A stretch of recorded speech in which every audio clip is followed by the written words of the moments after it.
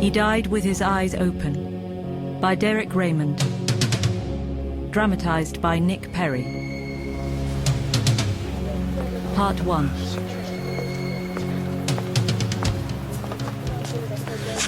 Sir? What kept you? That's left. Another go slow. Christ. What was it this time? Asking him to work between tea breaks, wasn't We found a body. Bloke over there with your uniforms. Says he was walking home from the pub, nipped behind the edge for a slash, nearly fell over the geezer. Have a look. What are your thoughts, sir? At first glance, I'd have said a derelict. His eyes were open. The surfaces peppered with the kind of grit that the wind hurls at you off London streets. Both his arms were broken, and one leg.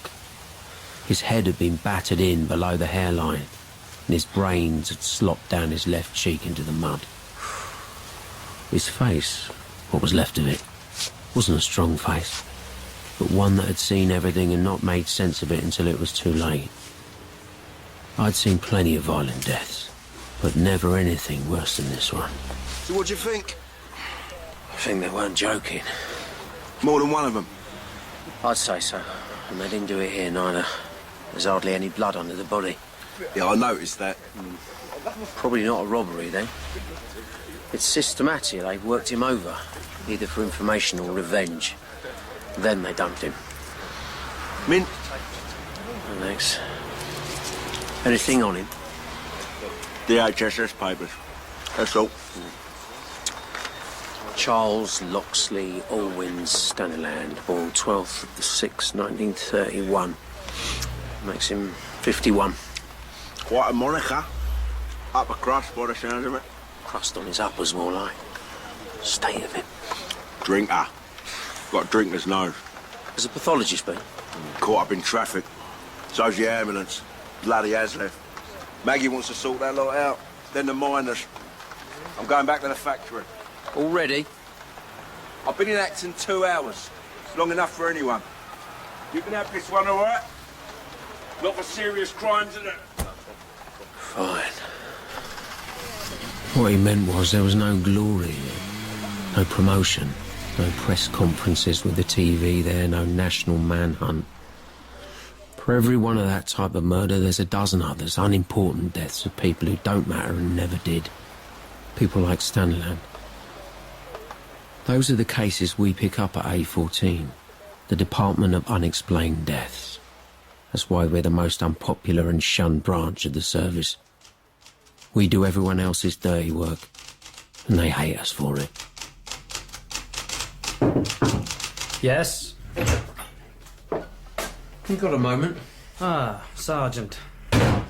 Charles Loxley Allwins Staniland. Have you done the post-mortem yet?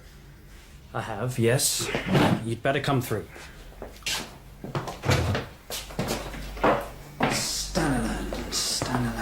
Staniland. Ah. Behold the man. So what did he die of? Everything. Fracture of the left kneecap, multiple fractures of the right tibia, bruising to the medulla, dislocation of the left shoulder, third and fourth ribs cracked on the same side. Somebody had a go with a knife, too. There's a long gash up his right arm, say a 12-centimetre blade, extensive bruising to the face. Most of his fingers were broken, so you might say they rather worked him over. But none of these things actually killed him. So what actually did? Blow to the head. Frontal lobe. See? Delivered with something like a builder's 2-pound hammer. A lump hammer, I think they call them. Mind you, he was in poor condition to begin with. Cirrhosis of the liver, emphysema. Maybe they did him a favour. Think so, do you? I'm joking, Sergeant. Just trying to lighten the mood on a dull winter's day. Yeah, well, maybe one day you'll have your head smashed in and we can all have a good laugh about that too. What do you think? Anything else I can do for you, Sergeant? You can give me the time of death. Our best guess would be between 6 p.m. and midnight on Friday the 16th. OK. See, the thing is, Davis, if you don't take murder seriously, then what do you take seriously?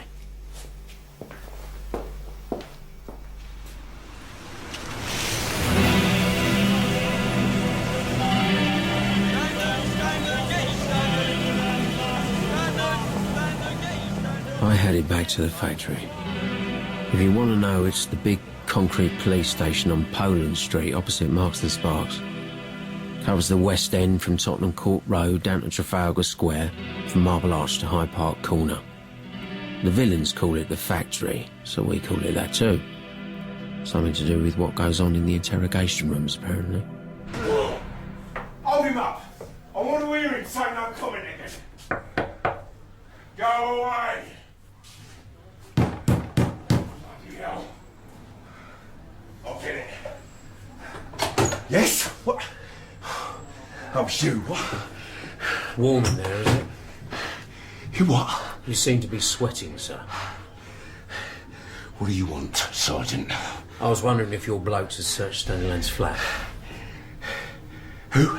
Staniland. The murder victim. The body, Acton? Is this what you interrupted me for? I thought we'd agreed it's a derelict death. Why? Look, just go and shuffle a few papers, fill in the forms, get down the pub like everyone else. I'll see you in there. All respect, sir, but you know that's not my approach. Yes. I like to see justice, sir. Justice. You're a Burke. You're 40, you're a sergeant, and you actually despise promotion. What the bloody hell was I thinking of? Biggest mistake of my career bringing you on. I thought you had potential. You're a prat. So have they searched it or haven't they? What do you think? I'll go down there. That's right. You're going to have your little séance. You do your thing, I'll do mine. I took the 436 to Lewisham. The address on Staniland's DHSS papers. Romilly Place. Lewisham, please. Clock Tower End.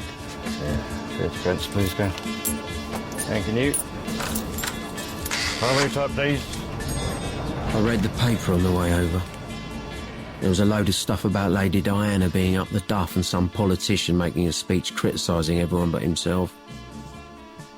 There was nothing about Staniland. Staniland wasn't news.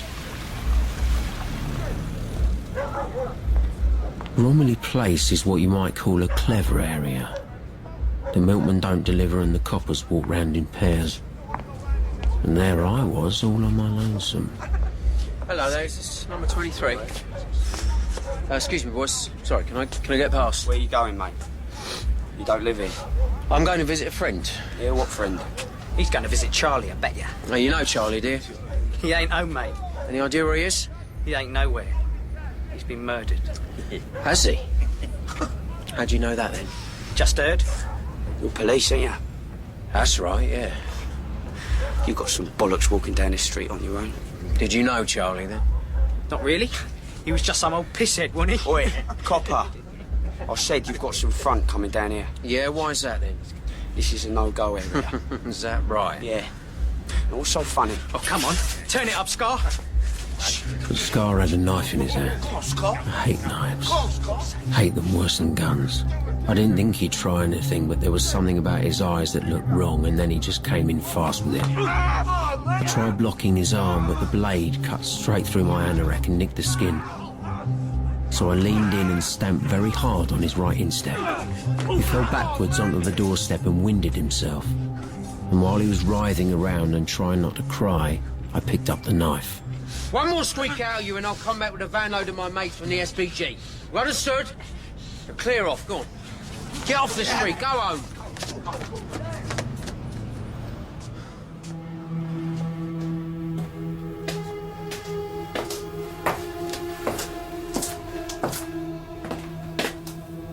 Staniland's door had been forced, which saved me the trouble.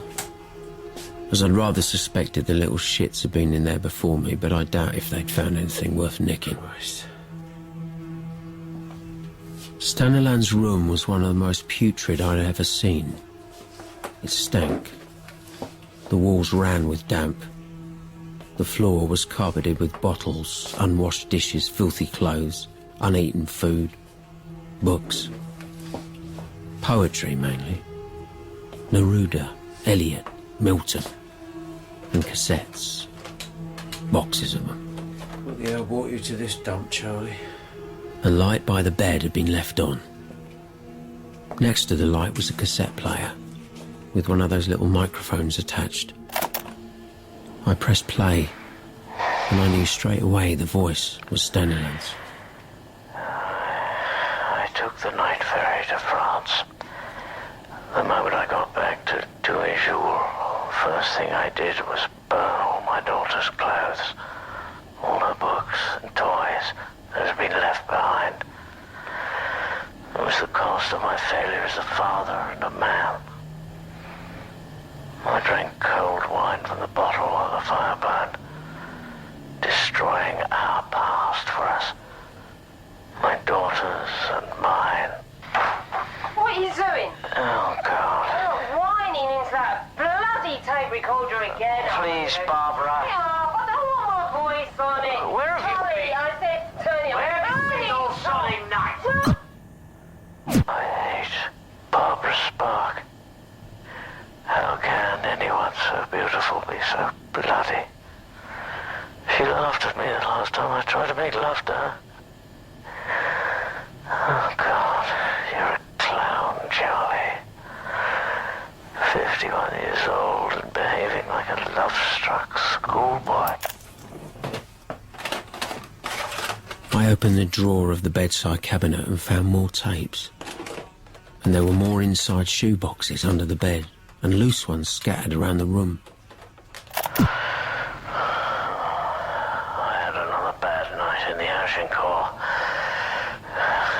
The laughing cavalier was in as usual. What the hell Barbara sees in him, I just don't know. He's got a face like a lorry driver who wants to overtake everything on the road. His great white forearms like joints of uncooked meat with revolting orange hairs sort of sprouting out of them. Oh, God, he's repulsive. And yet she lets him put his arms around her and nuzzle her and make lewd suggestions to her right in front of me. Barbara says I should do something about it if it bothers me. Oh, maybe I will. Is that thing on? No. You know what I used to like? When we just used to lie here in the dark, not touching, side by side looking up at the ceiling, and you tell me things. Yes, but I can't not touch you. God, that'd be worse than not having you here. I have to touch you. Barbara. All right. Come on then. Let's see what you can do. If it'll keep you quiet. Listen, you know what I really like now is a cuddle. You better get yourself a teddy bear then.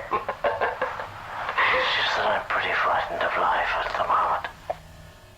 I lay back on his bed, stared upwards into the dark, trying to focus on Staniland, trying to imagine him walking, upright and alive, without his injuries.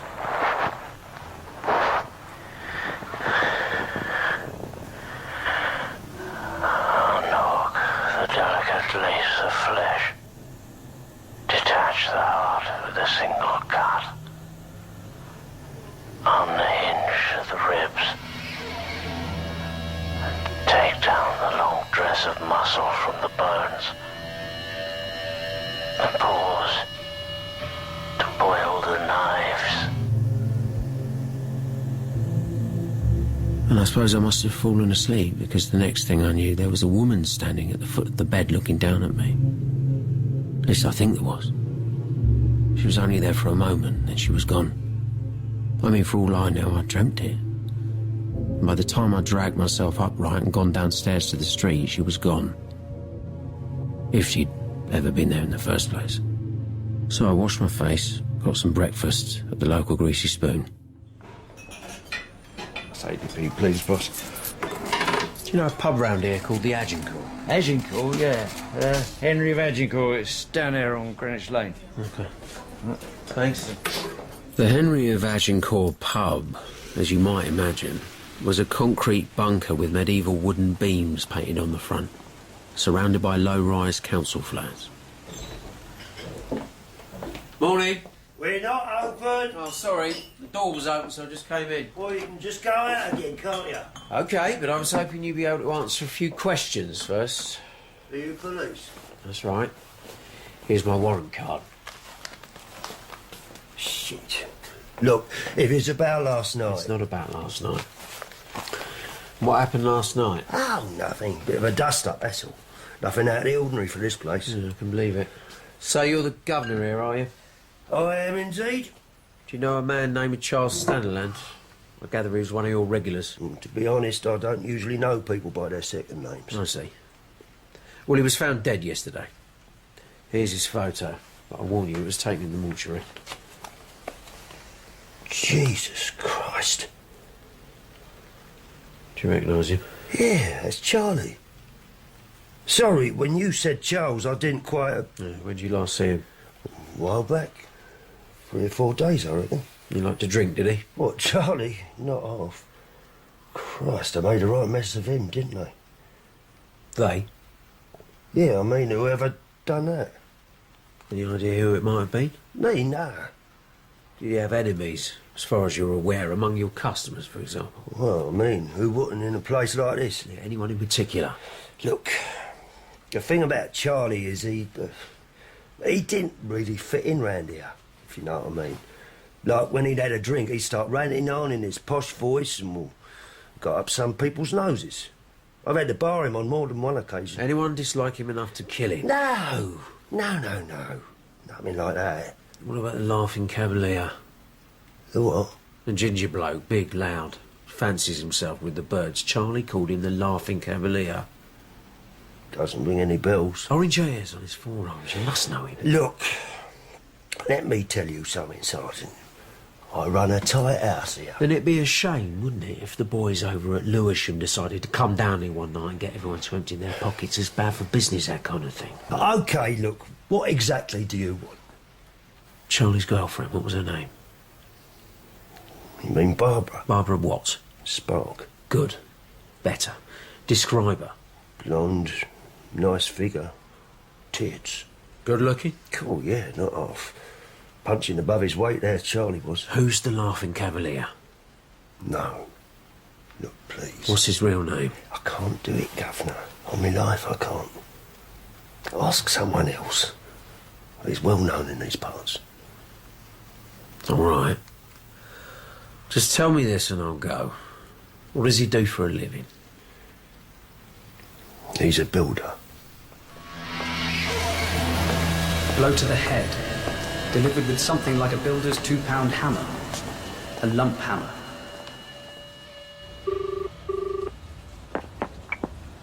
Bowman. Sir, I'm going to need some assistance. Seems that Staniland kept some kind of diary on cassette tapes. His flat's full of them, so could you send a couple of blokes over to pick them up? They'll need cardboard boxes. Cardboard boxes? Yeah, or plastic bags. There's a lot of them. And if they've got time, when they get back to the factory, maybe they could start listening to them and noting down anything that might be of interest. Yeah, OK, fine. Listen, you called me a bad moment yesterday. Right. Is that all, sir? Yeah.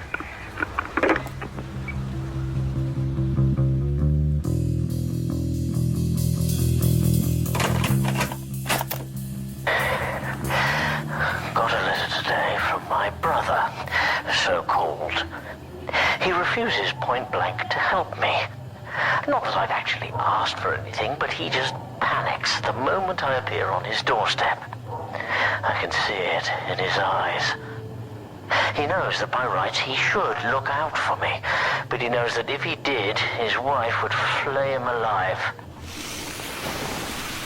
I was following up every name on the tapes, so I went to visit Staniland's brother, so-called. He was his next of kin, after all. It wasn't difficult to find him, as unlike Barbara Spark, he was in the phone book. The address was a nice little bit of listed property on Canonbury Square. Must have cost a bloody fortune. Charlie, I thought, you came from money. Yes? Police. Does Mr. Grampian Staniland live here? Yes, he does. Could I speak to him? Could I help? I'm his wife. Well, it's concerning his brother Charles. Oh, God, what's he been up to now? I suppose you'd better come in. Could you put your cigarette out first, please? Of course. Grampian? Grampian, there's a policeman here who would like to speak to you. Please, go through to the living room. Thanks. Blimey. You wouldn't have to be at the antiques trade, would you? It's my husband's private collection. He inherited most of it from his family. They must have needed a castle to house this lot. They had one. Officer, Grampian Staniland. Good evening to you. It's about Charles. Oh, no. What's he gone and done now? Well, I'm afraid he's gone and died. Good God. Whatever of? He was murdered. Doesn't surprise me in the least. Not in the least. Oh, Lord. Oh, dear. Do you know who did it? No, not yet. That's what I'm trying to find out. Well, I rather doubt that we can be of any assistance. I'm afraid there was very little contact between Charles and ourselves in recent years. Apart from this letter, which I found in his flat. What letter is that? It's dated, well, about 6 weeks ago. From me, is it? Yeah. I'll read a bit, shall I? Might jog your memory. Dear Charles, I've thought it over and regretfully decided there isn't the slightest use in your coming over here and expecting any sympathy from us now. You chose a particular way of life, and it seems you're paying the consequences. It's simply unreasonable of you to expect us to foot the bill. Even if I gave you the money, you would only fritter it away on drink or one of those awful women you get so hooked on. I'm sorry you've come to this pass, old boy. I would do something if I could, but my own business is in difficulties and at times I hardly know where to turn. Betty sends her love. That's you, is it, Betty? Yes, although I don't recall actually sending my love. And as you can see, he's written the single word crap on it. Just here at the bottom. That is his handwriting, isn't it? Yes. I wonder if we oughtn't perhaps to ring our solicitor, Grampian. Oh, I'm sure that won't be necessary. That won't be necessary, will it, officer? No, I shouldn't have thought so. Unless you think it might be. Do you think it might be? No, good grief, no. Not at all. Lots of clocks. Yes. What would this one be worth, for example? The bracket clock, it's Victorian, good condition, at auction, perhaps 8,000. I'm not sure I see the relevance of that. I imagine that when you inherited all this gear, your brother was left something too? Oh, yes, yeah, oh, yes. So he was quite well off at one stage? Yes, at one stage. Not cash, of course, some equities, a few antiques. So what happened to it all? Well, it's quite complicated, really, but actually I've got most of it here. Ah. And how did that come about? Well, you see, Charles, he lived a fairly nomadic existence and never really had any idea about money. Never really had any money, so... So you offered him cash for the lot? Yeah. Hell of a job I had raising it, too. Interest rates sky high. What was the sum involved? Well, that's a private matter, I rather fear. Oh, I'm sorry, is that an embarrassing question? No, it's not embarrassing. Why would it be? Well, it might be if you've stiffed your own brother, mightn't it? Bloody cheek. No, Betty, please. Now, look here, you may be a policeman, but you can't simply march into someo's home and start asking impertinent... Who is your chief constable? How much, Mr. Staniland? How much did you pay him? We can continue this at the station if you prefer. Of course. Well, now, let me see, it was something in the region of £30,000, I should say. 30 grand? Yes.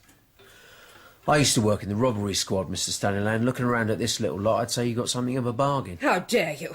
Betty. Are you just going to stand there and put up with this? Well, what exactly would you like me to do? Sit down? Oh, don't be ridiculous. What did he do with the money, your brother? I really have absolutely no idea. Spent it, most likely. On what? Drink, women. He had a place in France. A wreck of a place, by all accounts. Douai-Joux. He dragged his wife and daughter off there to live some kind of bohemian lifestyle, but of course you need money to do that, and that's when he came racing back to me. And his daughter, she died, did she? Died? No, I don't think so. Good grief, no. They left him. I think they'd had enough of shivering in the Dordogne or wherever it was, so they walked out on him.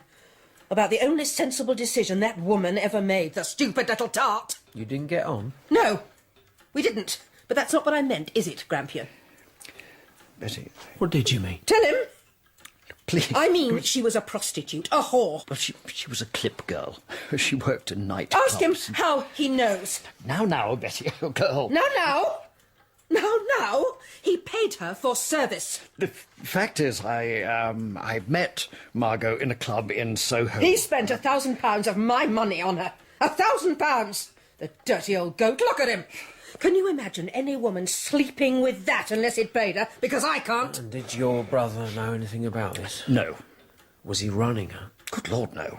But I mean, I suppose I hoped, well, that he would benefit from some of the money I paid. You dirty, filthy, disgusting old man. Oh, Betty, really? Right, I think I'd better be going. Thank you. Thanks for the time. I'll see you out.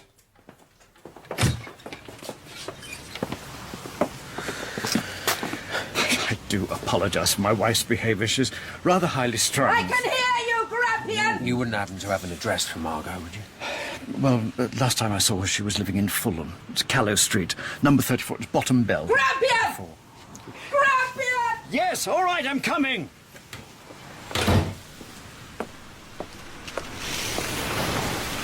It was dark when I left. Too late to call on Margot. I decided to go back to the factory. There was still a lot of tapes to get through. As I headed for the tube station, I noticed a man on the other side of the road peel himself off the wall he was leaning on. He was still behind me when I went down the escalator to the Victoria line. I was being followed.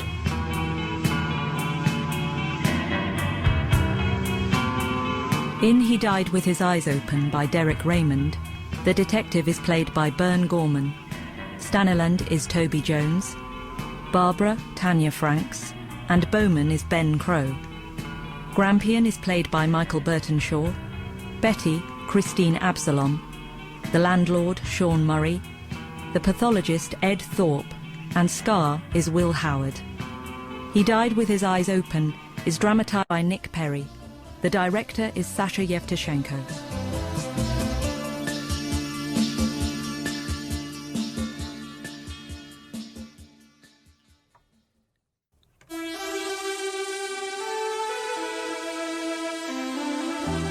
He Died with His Eyes Open by Derek Raymond.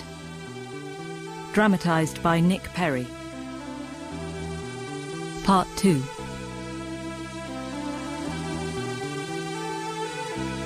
Most people live with their eyes shut, but I mean to die with mine open.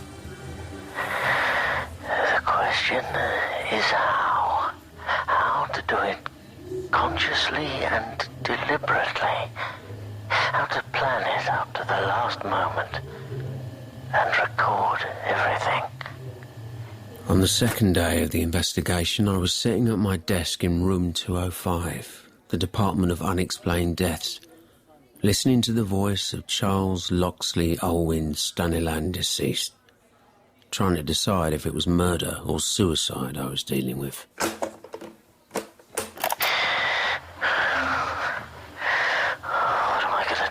Stepson. I can't go on giving him money I haven't got anymore. I've got Charlotte to think of too. She's my flesh and blood when it comes down to it. Eric isn't. He still thinks I'm a pushover, and he's bloody ruthless, despite appearances. It's the heroin, I suppose. Eric what? Morning. Morning, sir. You were in early.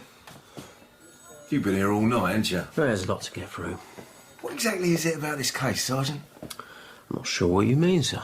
You've been up all night listening to some old fart rattling on about how he stuck his head up his arse to work out what he had for breakfast.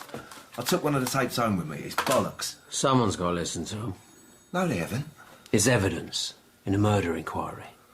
So what you found out then? Go on, enthrall me. Staniland had a stepson called Eric. Eric's a smackhead, apparently. According to Staniland's bank manager, he countersigned a couple of cheques from Staniland, quite large ones. So is he a suspect? He could be, yeah. Then bring him in. No, I'd rather talk to him first. Talk to him? Don't talk to smackheads. You smack them in the head. That's why they're called smackheads. Yeah, well, the problem is I don't have his address. I've got his mother's, so I'll get round there now and see what I can find out. When you going to sleep, Sergeant? When I'm dead, sir. What I wanted to say to Bowman, what he never would have understood in a month of Sundays, was that although Staniland had died at 51, he still had the naive desire to understand everything that one normally associates with a child. And it was this fragile sweetness at the core of people that moved me. If we allowed that to be kicked, smashed and splintered, then we had no society at all of the kind that I felt that I had to uphold. I took the 137 to Chelsea. Callow Street was short. I found number 34, bottom bell. Yes? Mrs. Staniland? Who? Margot Staniland? Oh, wait. Hello. I don't think I know you. Police. Oh, have I done something? No, I was just hoping to have a word. Oh, of course. Please come in.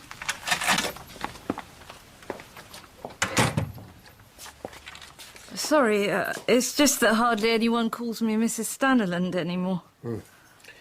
But I'm right in thinking you were married to Charles Staniland? Charles Loxton? Yes, I was. Well, I'm afraid I have some bad news. He's dead, isn't he? Yes, I'm sorry. And I think that he was murdered. What makes you say that? Why else would you be here? When did it happen? We found him on Friday. Where? In Acton. I don't know how much you want to know. Everything. He'd been beaten to death and dumped behind a hedge. Why or by who, we don't know. And that's what I'm trying to find out. I see. Do you have any idea who might have done that to him? Where do I begin? He had enemies? By God, did he? Do you know the term gobshite? Yeah. That's what Charles was. He talked too much. He loved to talk. I think that's why he spent his life in pubs. It wasn't just the booze, it was having an audience. He'd talk to anyone and everyone, but at some point he'd go too far and end up getting his head kicked in the toilets or in the bloody car park. I say, you wouldn't happen to have a fag on you, would you? Yeah, certainly.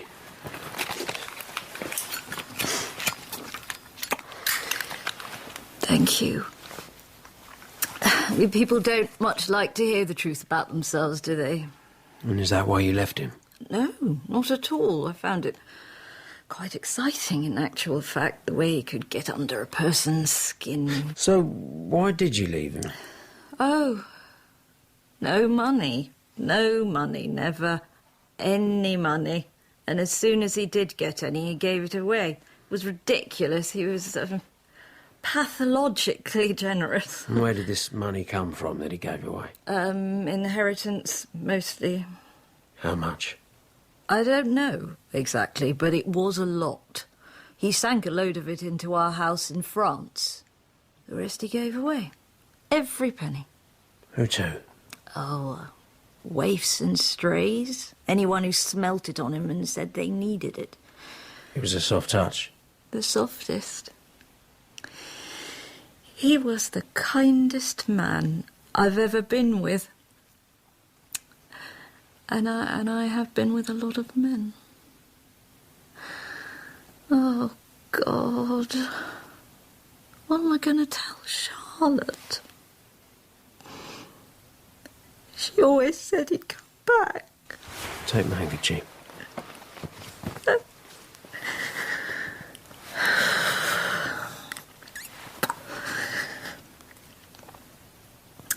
Will you let me have him?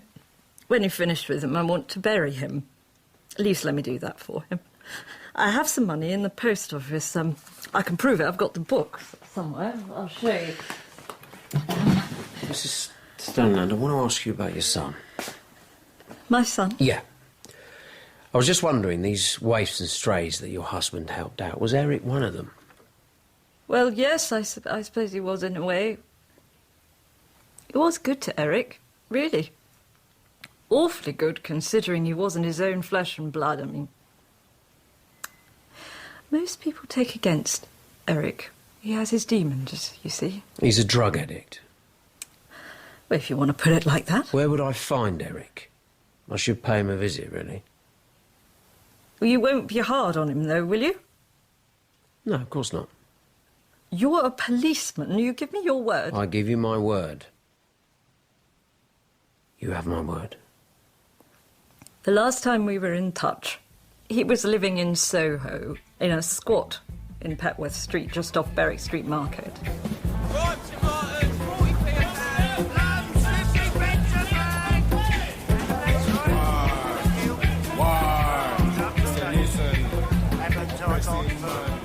It was in Berwick Street Market that I had that feeling of being followed again. I'd stopped to make a phone call on the corner of Derby Street, and I noticed someone I'd noticed before. Hello, serious crime? Hovering in a doorway.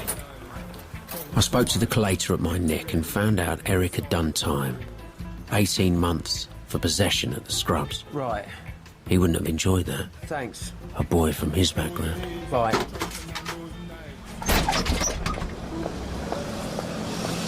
Afternoon, sir. Looking for a nice girl? No, thanks. Police. Any idea who lives upstairs? Yeah, druggies. Junkies. It's disgusting. Look at the mess they leave. They want locking up. Excuse me. Afternoon, sir.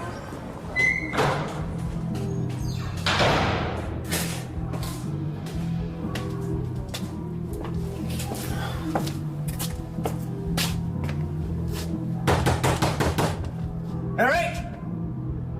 Eric! Who is it? It's police! Open the door, Eric, or I'll kick it down.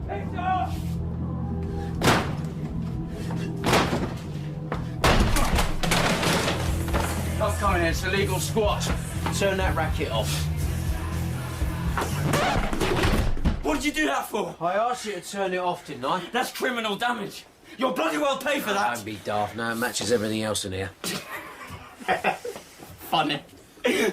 Look, I'm laughing. Yeah, just sit down, shut up. You can't tell me what Well, to I do. just did to do it. Let's see your search warrant. All right, here's your choice. You can sit down and shut up, or I'm arresting you for possession of a Class A controlled substance. I'm not holding. What's this then?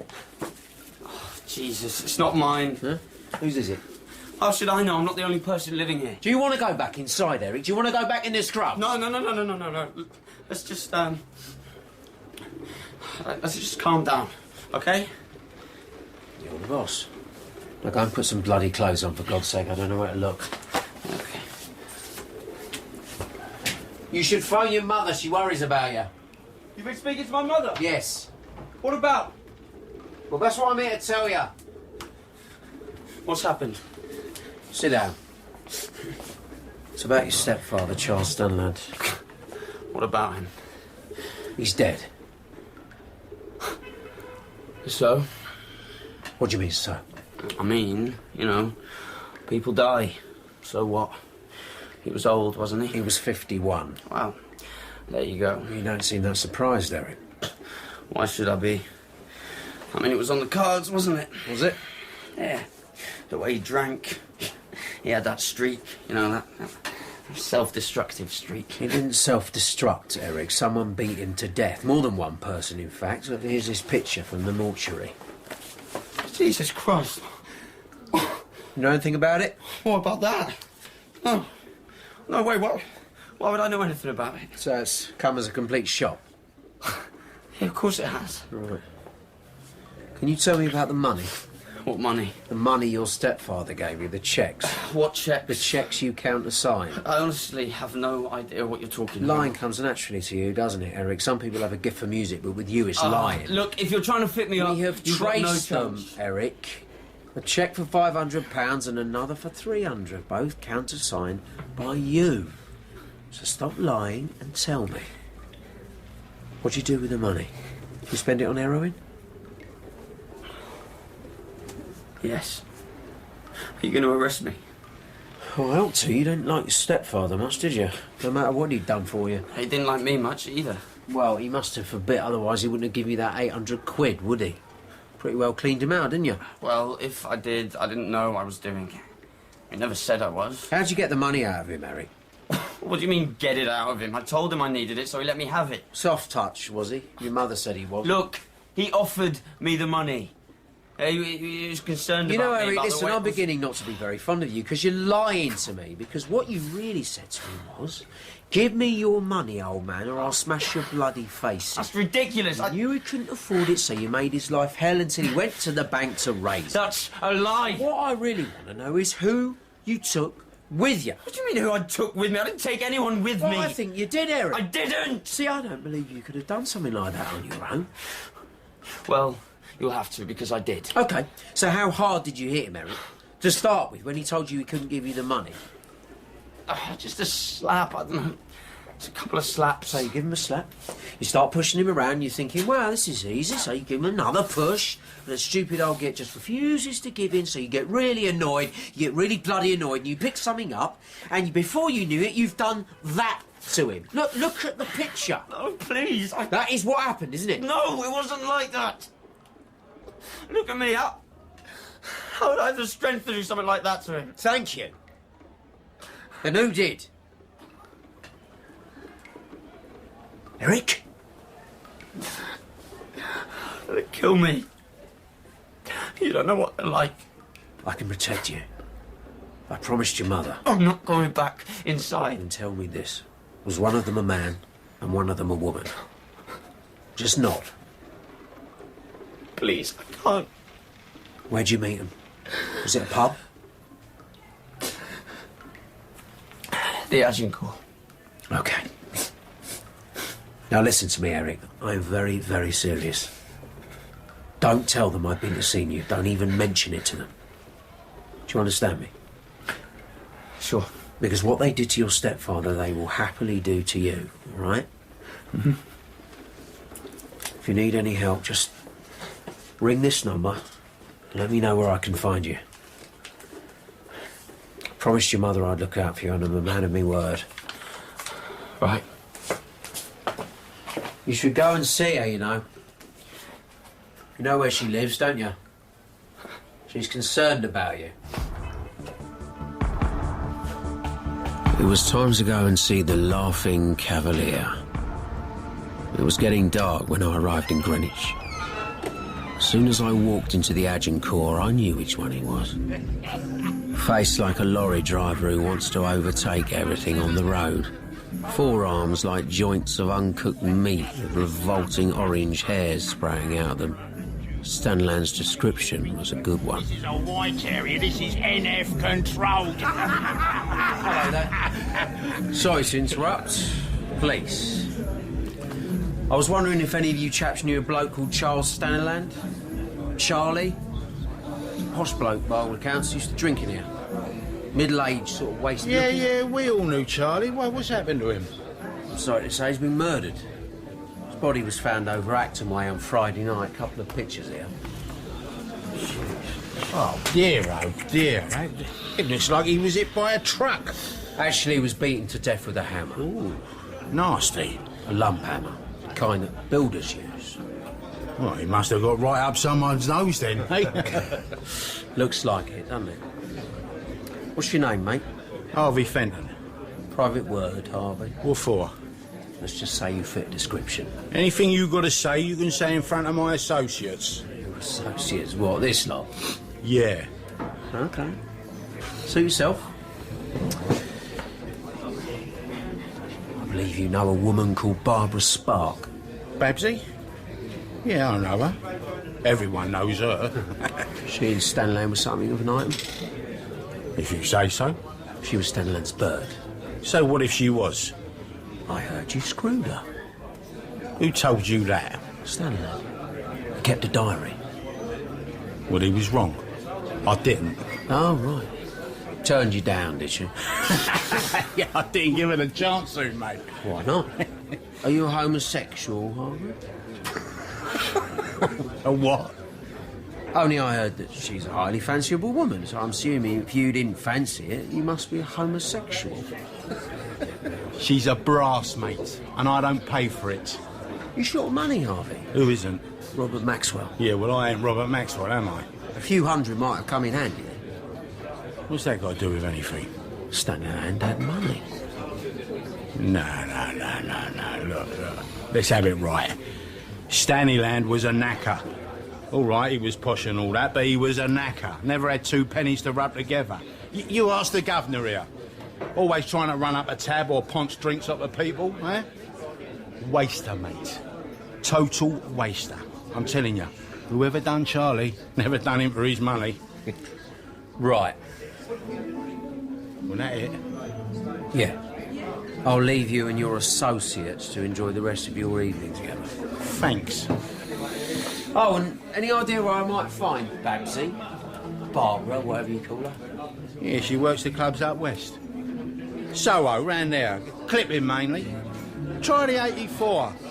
You tell her I said hello.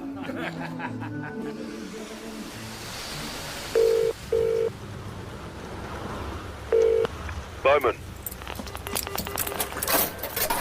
Sir? Yes. What do you want?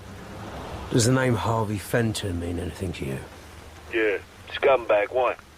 He's a suspect in the Staniland case. Seems he was knocking off Staniland's girlfriend. Well, you want to be careful. He's violent. Done time for ABH. Building contractor, as I recall. Yeah. I think he killed Staniland with a hammer. Have you got the hammer? No. Well, you better find it then, ain't you? I want to speak to the girlfriend first, before Fenton gets to her. He says she works the clubs up west, clipping. I'm heading up that way now.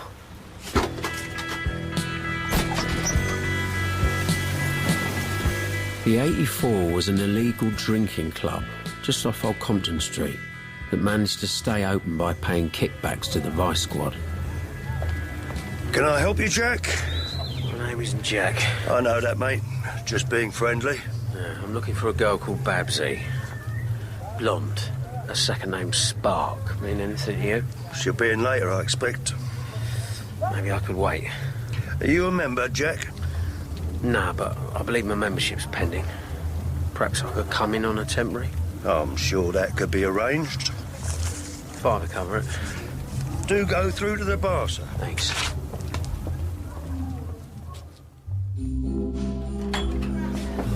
Evening, sir. What can I get you? Ring-a-ding, please. Leave the bowl. Can you manage that bottle all on your own? I don't know. Maybe you could help. Thanks very much. I'm Babsy. But I don't seem to know you at all. What's your name? The moment I met Barbara Spark, I understood what Staniland had gone through with her. Smoke? Oh, tell. She was tall and blonde, with good legs, but she crossed as she sat on the bar stool next to me. Nearly every man in the club was looking at her. But at that moment, she only had eyes for me. Jet black eyes, under lazy eyelids. You do the clubs here a lot? A bit. Funny, I don't seem to know you then. I know most of the regulars. I'm not regular. Why were you asking for me then? Someone said I should. Who? Does it matter? He was right. Why, what did he say? That you were bloody gorgeous.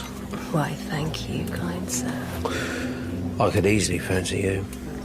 Very easily. Oh dear, look, I'm blushing. I realised now what Staniland had meant. There was something coarse and creamy in her that enveloped you if you were open to it. I must admit I was feeling rather open. Babsy! Babsy? Not now, Dave. Come on, Babs. Come and dance with me. Come on. I said get lost, get on, do one! Can't you see I'm busy? Derek, get this clown away from me, will you? Oh, come on, sir. You heard what the lady said. Don't get your knickers in a twist. Don't get your stinking knickers That's right, go and jog on, you sight! All at once I was Staniland in the Agincourt. No, not Staniland, I was the other one. I was the laughing cavalier. I was Harvey Fenton, watching Babsy kick the wind out of the less favoured suitor. Sorry about that. Look, why don't we go somewhere else? Yeah, I'd like to, but, I don't know, it's late, I'm at work in the morning. Well, you're joking, aren't you? No, it's an early start. So what was all this about then? Or what? You come in here looking for me, you get me all worked up, and then you say you're going home. Well, bollocks to that. Don't you dip work then? No, it works. So what's your problem? All right, look, if it keeps you happy, how far is it to your place? Don't do me any favours. You said we were going to my place anyway. Well, we're not going to mine, it's a dump. What do you do for a living? Civil service. I thought they paid well. They do. My ex gets most of it. Right.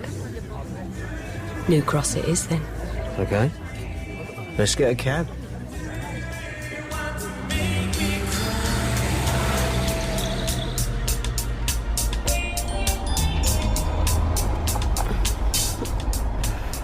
I snogged her in the back of the cab and put my hand up her dress. It seemed to be what she expected. All the time I could feel Staniland's eyes burning into me. I heard his voice whispering into my ear. Barbara will do anything for or to anybody because it doesn't matter to her what she does. That's far enough, driver. And it intrigues her in a remote sort of way. Just here will do.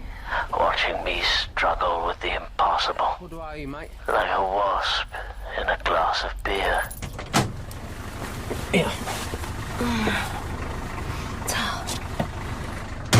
She lived on the 18th floor with a view of all the other tower blocks on the Milton Court estate. It looked pretty at night, with all the sodium lights. Nice place. Yeah, I'm not here much. Like a drink? What have you got? Vodka. I'll have vodka then. So, where are you when you're not here? Oh, out and about, you know. Doing the rounds. I'm a party girl, me. I like to party. So I gather. Cheers. Cheers. Come on, let's go on the balcony. I'll show you the view. Okay.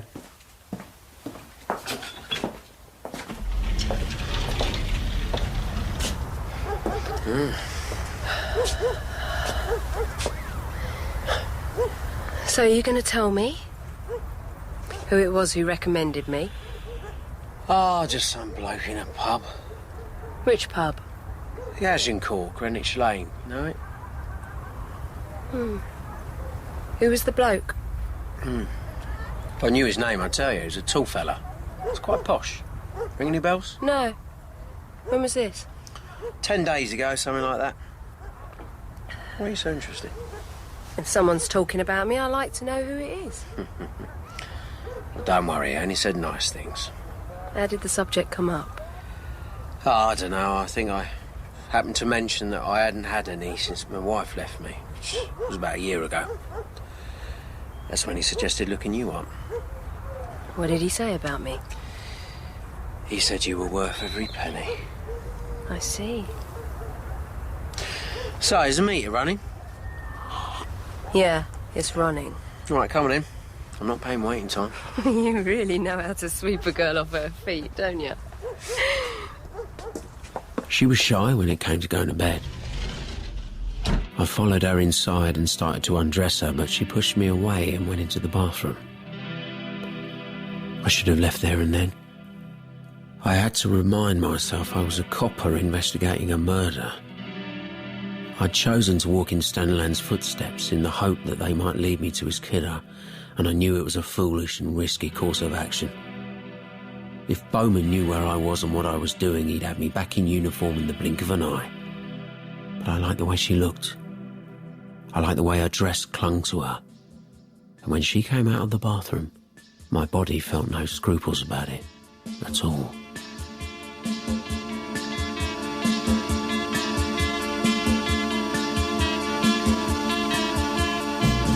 In He Died with His Eyes Open by Derek Raymond, the detective is played by Gorman.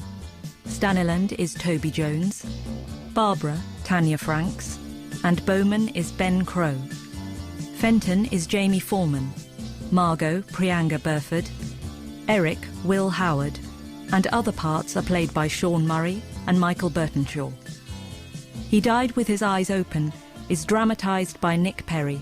The director is Sasha Yevtushenko.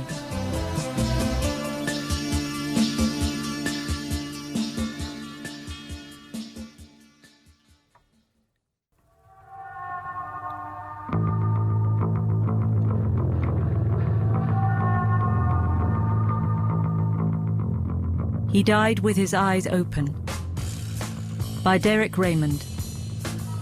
Dramatised by Nick Perry. Part 3. I woke up on Staniland's bed in his putrid little flat in Lewisham. As I opened my eyes, I saw Barbara Sparks standing over me, and in her hand was a knife, and her face was twisted with hatred. And then Harvey Fenton came in, all smiles, and stood next to her with a hammer in his hand.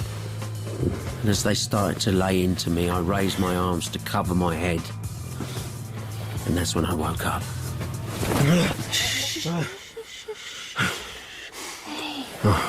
It's okay, you're with me. You're with Babsy, you were dreaming. Oh, Christ, sorry. You're in a bad dream, that's all. Jesus, did I wake you? No, it's okay. I weren't sleeping. I was watching you. Were you? Yeah. What were you dreaming about? I don't know. Can't remember. Well, it must have been pretty scary from the way you were going on. Yeah, it's gone. I have ones like that. I wake up feeling absolutely bloody terrified and I don't know why.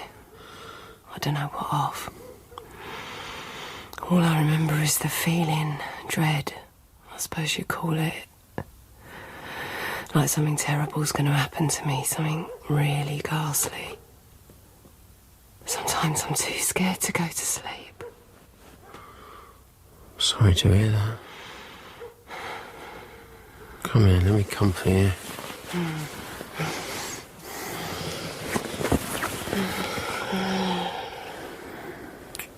Oh, hello.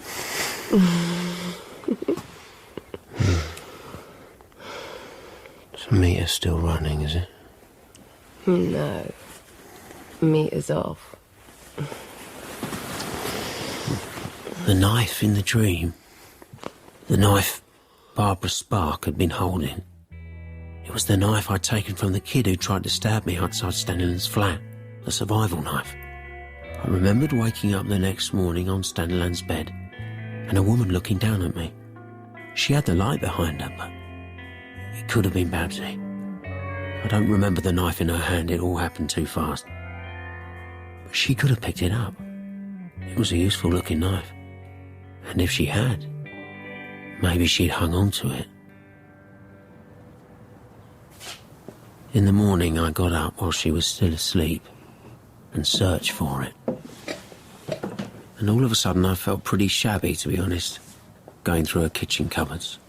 This woman I'd just screwed in the pursuit of a criminal investigation. It would have been so easy for me to drop the case on Staniland, to let it drift away, unsolved. Who'd care? No one. And that was the problem for me. That's why I knew I could never do it.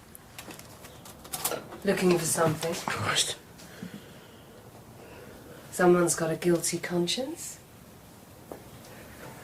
I was going to make breakfast. Don't want to wake you. Thinking of slipping away, were you? No, of course not. I'll put the kettle on. So, what are you doing today? What's it to you? I'd like to see you again. Would you now? Yes, I would. Why? I don't know. Because I like you, I suppose. Let me see. Look, why don't I take you to dinner? I mean, that's what people do, isn't it? People who like each other. Yeah, they have dinner.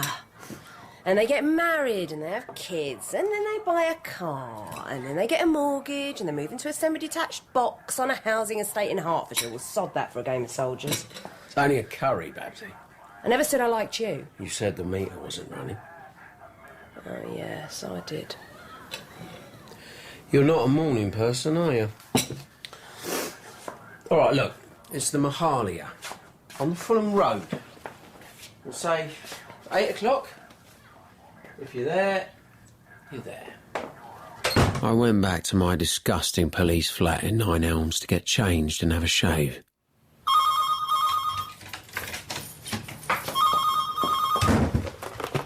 Yes? Where the bloody hell have you been? I've been trying to get hold of you all night. Oh, I was out. Why, what's happened? Your mate Eric. What about him? He's dead. Oh, no. Yeah. So could you get over to the squat in Petworth Street? I'll meet you there. I knew instantly what had happened.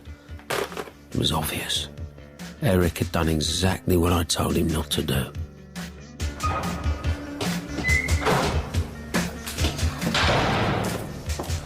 Oh, here he is, the man of the moment. Glad you found time to drop in on us. He was slumped on a mattress in a corner of the room, gazing up at me.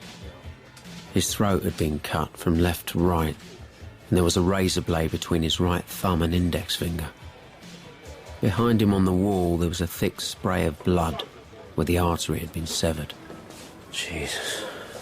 He made a right mess, didn't he? He took his own bleeding head off. You think it's suicide? What does it look like to you?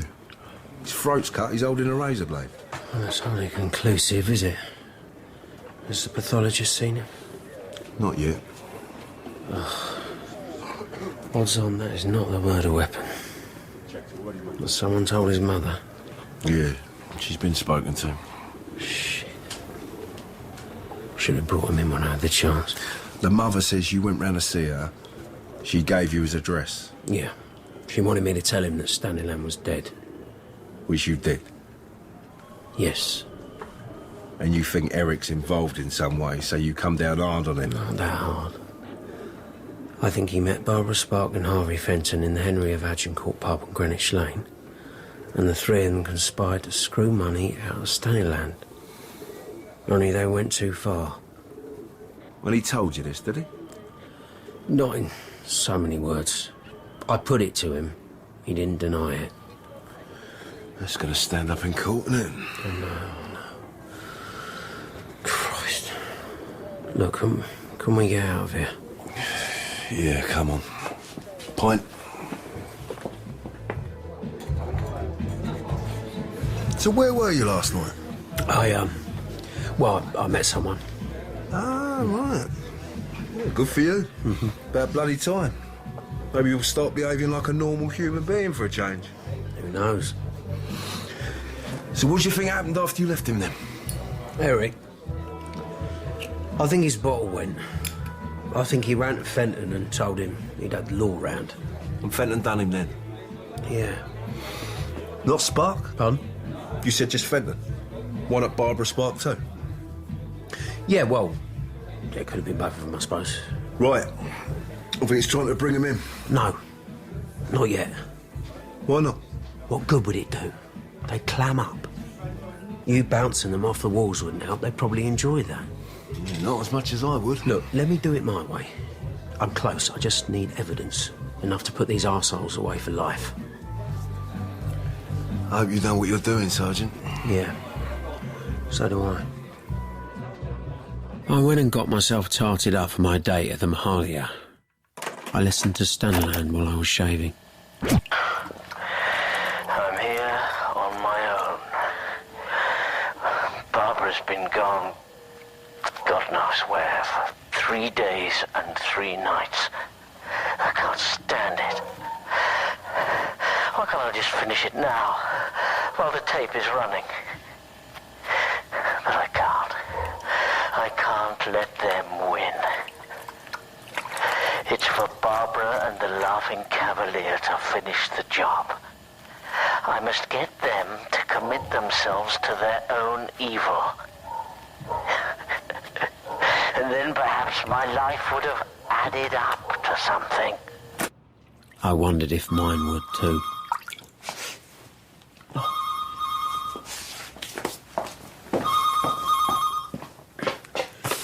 Hello? You were right. About what? The murder weapon. It wasn't a razor blade. It was a knife of some kind. 15-centimetre blade, approximately. Like a survival knife? If you say so, I don't know what survival knife is. Yeah, doesn't matter. Anything else? Isn't that enough? Yeah. Thanks for letting me know.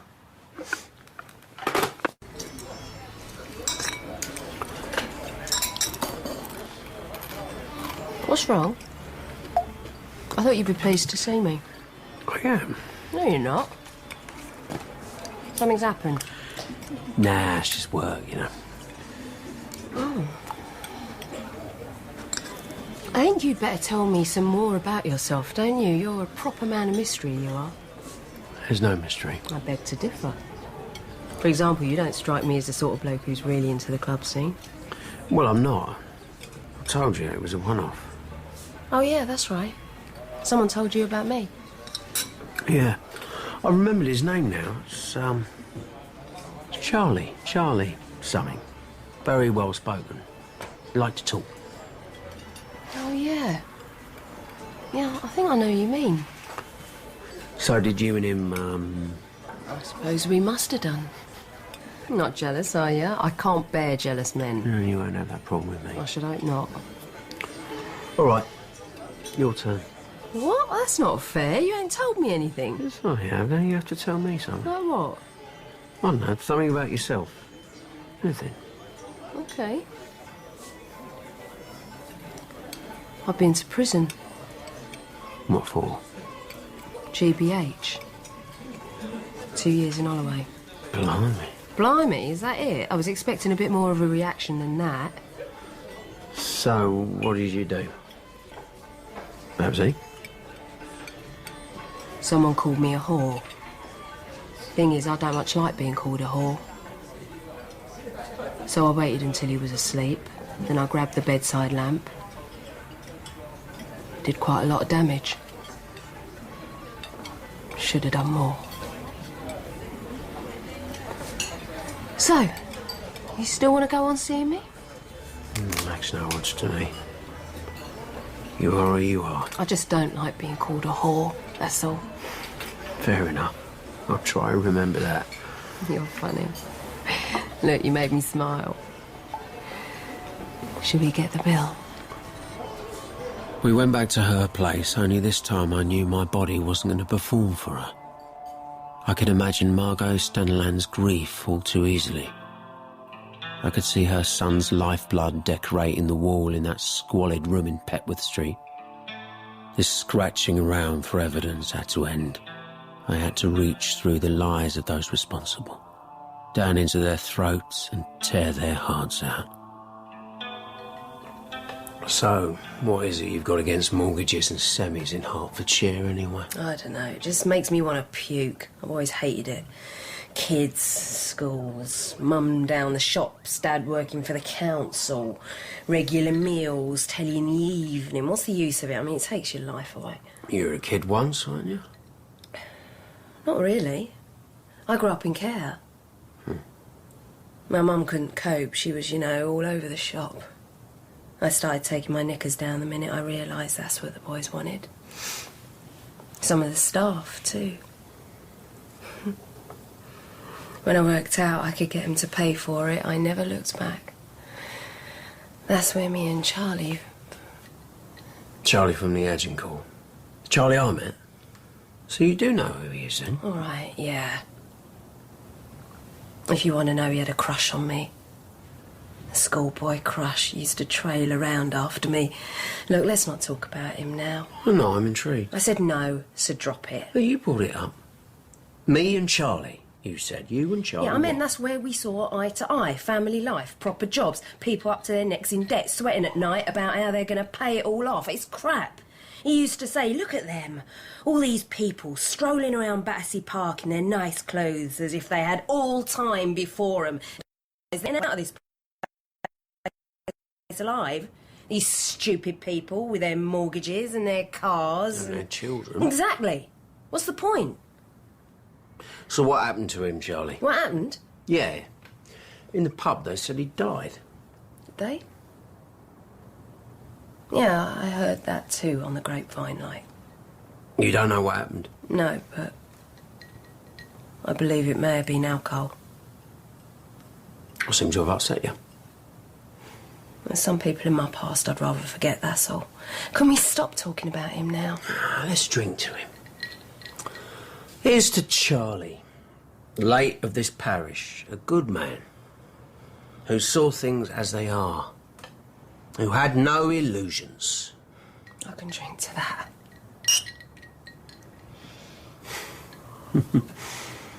Well, you say that, but it's funny when you think about it. What is? I mean, the way you don't like being called a whore, considering that you are one. Just before she balled her fist and hit me in the face, I noticed for some stupid reason that the clock on the wall behind her said 2 minutes past 12. Jesus Christ! I told you, didn't I? I warned you, what did I say? Now don't bleed all over my sofa. Shift yourself. Don't worry, I'm going. You going? Yes! I knew it. Coward. First sign of violence. That's right, run away, you little man. Not running, I'm walking. Well, walk faster then. You think you can behave how you like because you had a hard time growing up? Oh, how many had it worse than you and didn't end up in Holloway? He's attractive when he's angry. You're going to hurt me. I wouldn't mind. I usually get paid, though. Go on, give it your best shot. On the house. If that's how you get your rocks off, I'm sorry to disappoint you, love. I'm not interested. Do I disgust you? No, it's boredom more than disgust. You're just so predictable. You're so banal. So good night. Well, be a good little fella and pour me a drink before you go. There's vodka in the fridge. Pour it yourself. If you're a gentleman, you pour it for me. Right.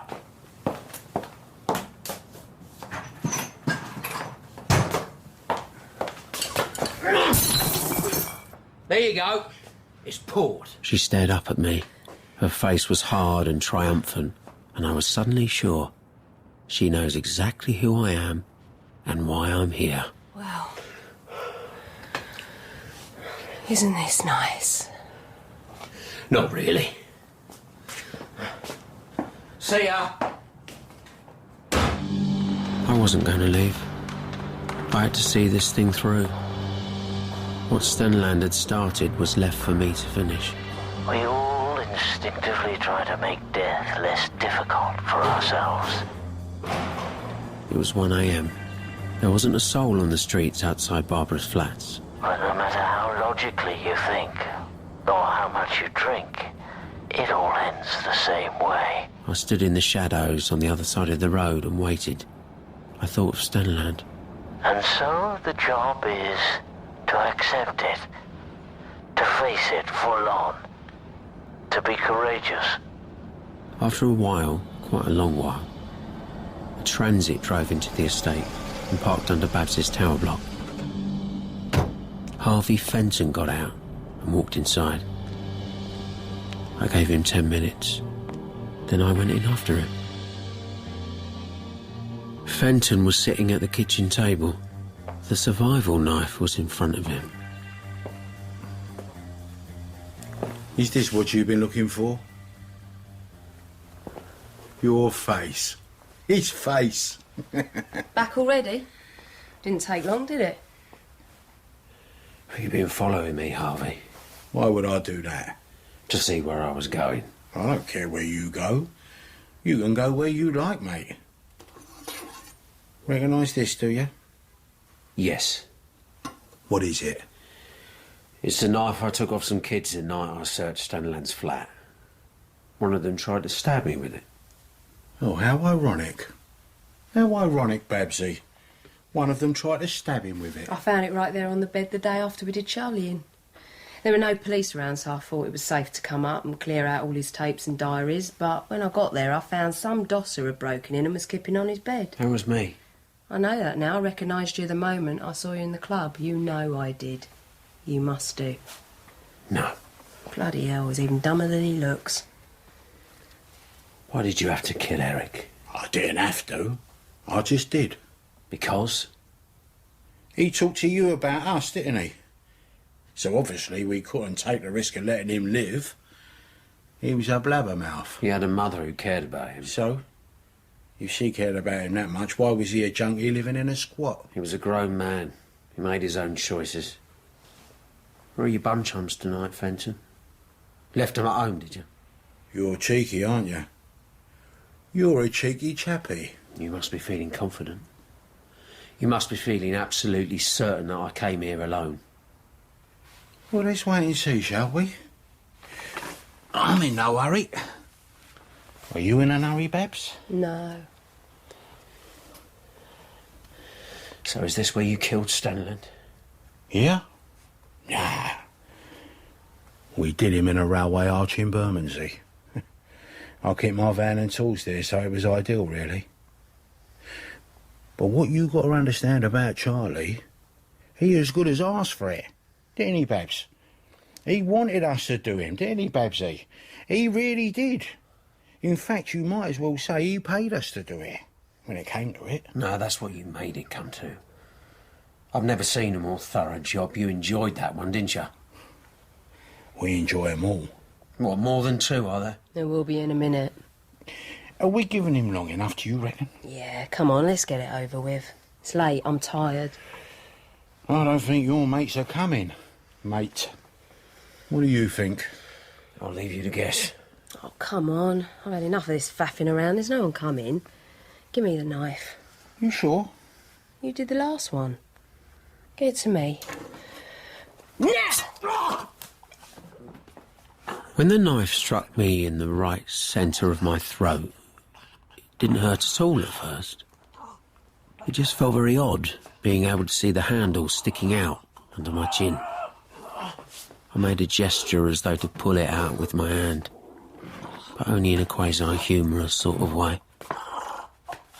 Then I suddenly felt weaker because of the shock, and I noticed that Fenton and Barbara Spark had a black undulating halo around them.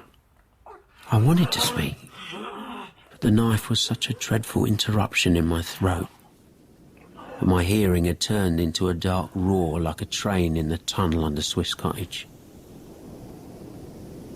There was a whole lot of shadow coming up around the edges of my vision, and I wanted to tell someone that I knew everything now. As Staniland must have done in those moments before the hammer finished him off. As you must have done, Charlie. Did you? I'm you now, Charlie. Being enveloped in this darkness. The same darkness? Yes. And soon it will be too dark for us to see. Or to hear. Or perhaps even to know. And the peace of the darkness will become the same as light. Yes. So that our last experience will become as mysterious and musical as our first. Police! Put your hands in here!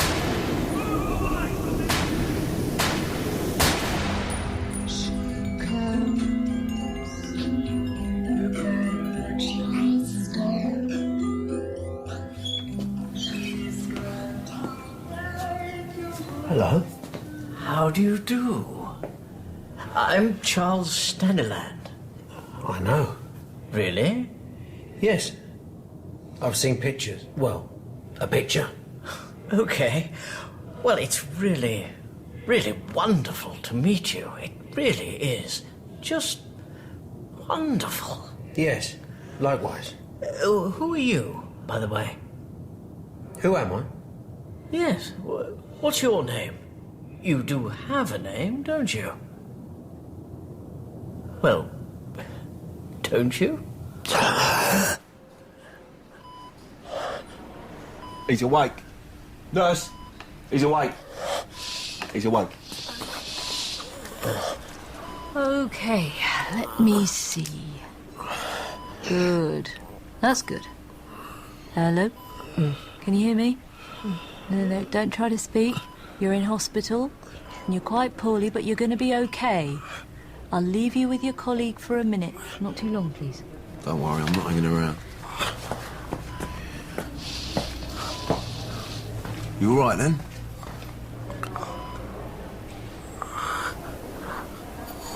What happened? Well, you didn't die. That's all you need to know at the moment. I had a man following you. Why? You didn't think I was going to let you just wander around on your own, did you? Why not? I would have thought that was obvious, you buck. It's not safe. I wanted it. You wanted to get stabbed in the throat? No, you didn't. Bloody drugs they're giving you in here. Listen, those bastards were just sitting there watching you bleed to death. Is that what you wanted? You'd be in a mortuary now if it weren't for my bloke. Not that I expect any gratitude, of course. What happened to Fenton? My bloke shot him. Dead? No, unfortunately. Fenton got a couple in his shoulder, one in his side, one in his arm. He'd be fit to stand trial. The woman, she got one in the back. He's paralysed from the neck down. She won't be working the clubs again, I'll tell you that for nothing. They're on the next floor if you want to pay him a visit. All right, time to go, I'm afraid. We must let him rest. But he's going to be all right, is he? Oh, yes. He's going to be fine. OK, I'll come back tomorrow. You want me to call your ex? Or anyone? No. Listen, when you get out of there, you come and work for me in serious crimes. You see what happens when you work on your own? Sure. See you tomorrow. Oi. Thanks.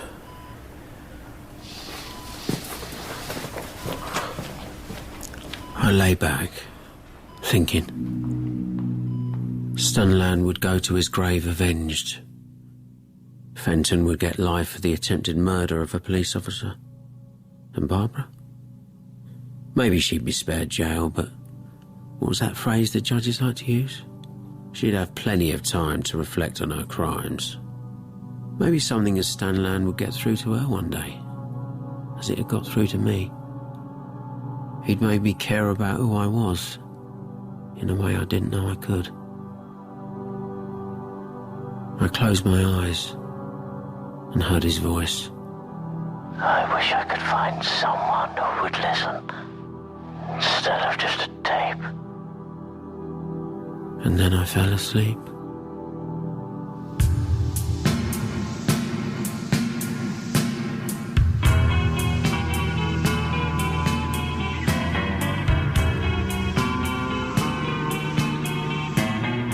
In He Died with His Eyes Open by Derek Raymond, the detective was played by Gorman. Staniland was Toby Jones, Barbara, Tanya Franks, and Bowman was Crowe. Fenton was Jamie Foreman, the nurse, Prianga Burford, and the policeman, Sean Murray.